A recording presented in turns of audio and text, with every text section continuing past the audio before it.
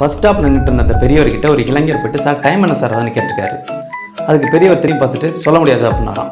இளைஞர் கேட்டிருக்காரு, ஏன் சார் உங்களுக்கு சொல்கிறதுனால நஷ்டமாக வந்துட போகுதுன்னு இருக்காரு. ஆமாம், எனக்கு நஷ்டம் தான் வரப்போகுது.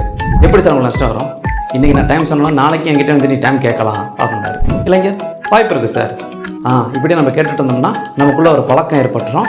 நீ என்னை பற்றி விசாரிக்கலாம், என் வீட்டு அட்ரஸ் கேட்கலாம், நானும் பழகின தோஷத்துக்காக கொடுத்துடலாம். நான் அந்த பக்கம் வந்தேன் சார் அப்படின்னு சொல்லிட்டு என் வீட்டுக்கு நீ வரலாம் அப்படின்ட்டு இருக்காரு. அதுக்கும் வாய்ப்பு இருக்குது சார்.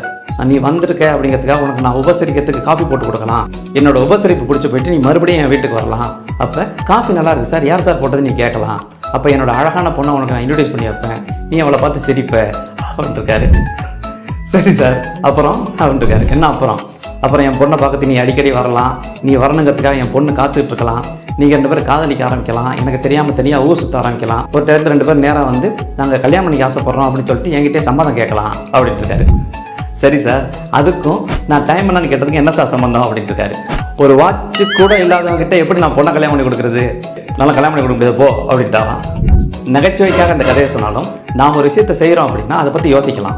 ஆனால் அதை பற்றி அளவுக்கு அதிகமாக யோசித்தோம் அப்படின்னா எந்த ஒரு விஷயத்தையும் நம்மளால் செய்ய முடியாது. ஏன்னா அதில் இருக்கிற பிரச்சனைகள் மட்டும் தான் நம்ம கண்ணுக்கு தெரியும்.